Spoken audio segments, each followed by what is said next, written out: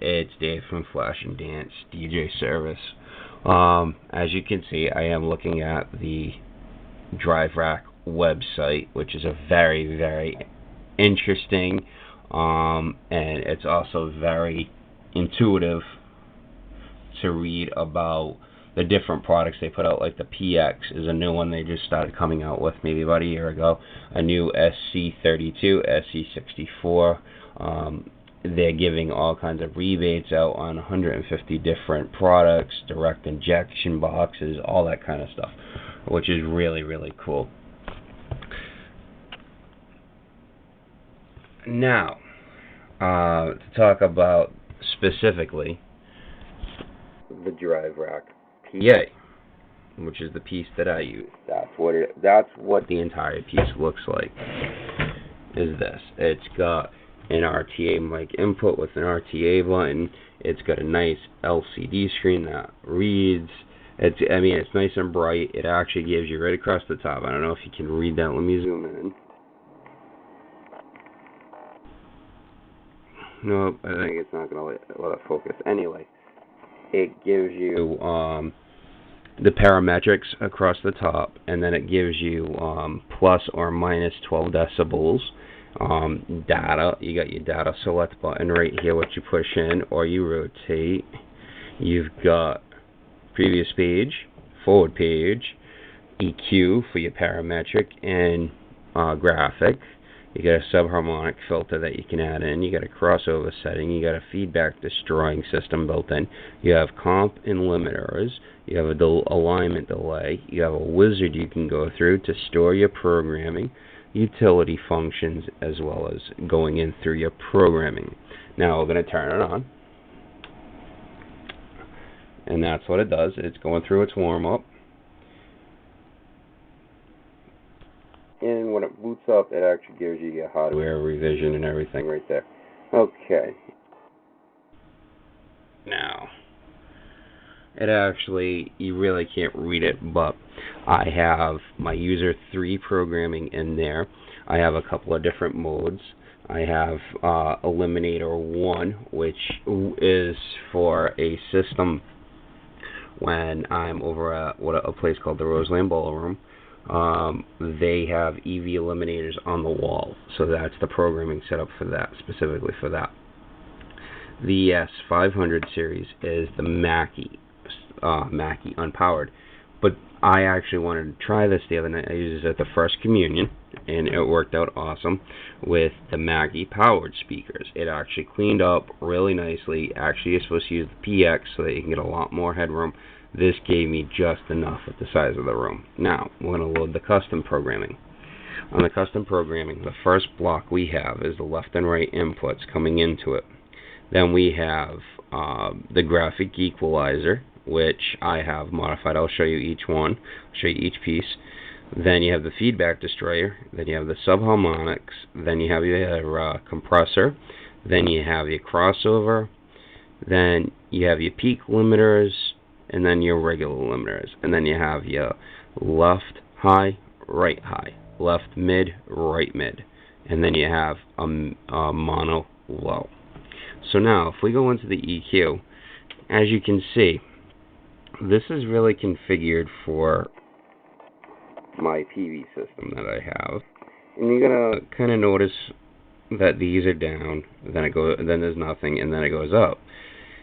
I actually went to PV's website and I asked on the web board, what do I need to do so I don't have to EQ constantly? And this is what they told me. They told me from 2 kilohertz up to 4 kilohertz needs to be at -10. Then 5 kilohertz around -4 dB. 6.3 kilohertz around -2. Then an even at 8 kilohertz. Then I've done some slight adjustments here. They gave me, I don't remember what the exact measurements were, but I have 10 kilohertz added in at 2 decibels added. I have 12.5 kilohertz added at 5 decibels, and this is the one that I modified. I believe they either said this needs to be set to positive 6 decibels or positive 7 decibels for the 16 kilohertz. And you're asking, why does he add those? because I have constant directivity horns. What that means is that if you don't constantly direct the EQ properly, they won't sound right. So with that said, I'm going to go to the next part. You also have a parametric EQ, which I don't use. I do use it, I don't use it. I got to go in the room, and the next step is I'm going to, while I have it set up, everything set up in the room, I will go through the system, and I will probably pink the room and figure that out, and let the auto EQ do its job, and let it pink the room to, this actually has a noise pink generator. That's what the RTA is about. I will show you that in a minute. So I will actually tweak the system as I do my setups. There's also a subharmonic filter built in, which on the subharmonic, it comes up with the subharmonic synthesizer, off or on. You have that, and you use this to select it, and then you have your subharmonics. You can go from 0 all the way up to 100%, how much you want to use, and then you have it for the 24 to 36 hertz level, and then you have 36 to 56 hertz level, which you can just do one or the other. You can do both. It depends what you're trying to accomplish. Me, I don't really need to use that because of the speakers that I use. And this is the crossover section, which is nice. It's a very nice. I've seen guys out there that have 4 or 5 rack pieces, like Big Dog and a few of the other guys, that they have, to me, they have too much equipment. I understand about having the one rack with the 3 or 4 amps, even 5 amps, 6 amps. I've seen racks up to 10 amps with each one, but I've seen 40 of these things at these shows, and they'll have a 5-space or a 6-space drive rack because they're going 1 or 2 inputs to 10 outputs, and that's different. That's a different setup. With having this, you don't have to worry about everything. You don't need a crossover. You don't need a feedback destroyer. You don't need a compressor. You don't need a limiter. You don't need a subharmonic synth. You don't need a parametric EQ. You don't need a graphic EQ. It's all built into one nice little unit, one rack mount unit. You also have a feedback destroyer, which is good. Actually, let me go back to the crossover for a second, and let me just talk about that. I have my low set at an output of no lower than 35. I actually have it written down here somewhere. I don't know on which paper it is, but the subwoofers I use, I believe, don't like to go below 35. It's either 35 or it's I think it might even be 42. Might even be their like lowest excursion range that they like to go. Let me see, I got one more here. Nope, that's not it. But anyway, I think the lowest that it can go is like around the 42, which is low. I mean, don't get me wrong, it's low, but it's not as low as I like to hear sometimes. Well, I've got my low set at 0 dB with the Link-Riley sine wave. That's what the LR is, if you can read it, which unfortunately I don't think you can.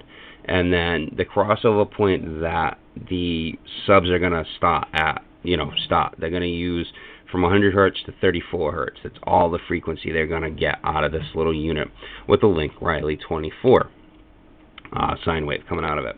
The mid-range is going to stop at about 100 hertz. That's where it's going to, the bottom end of it. Because your mid-range will take care of your mid-sounds, like your rack toms, some of your most of your snare, most of your guitars, most of your beats will come out of there sometimes too. The lower end of it will come out of there as well. Then I have it topped off at 6.7 with the Link-Riley 24 sine wave. My highs are starting at 6.7K with a drop off of -4 decibels along with a Link-Riley 24, and I have a -3 on my mids. The feedback has a lift factor as well, 12-notch filters. It has a compressor limiter, so you can do compress and limit everything, or just your highs, mid, and lows, over easy, all that kind of stuff. And then it has a delay section in it, which is good to do alignment delay. Well, with that said, I am going to say practice and enjoy, and I will see you guys soon.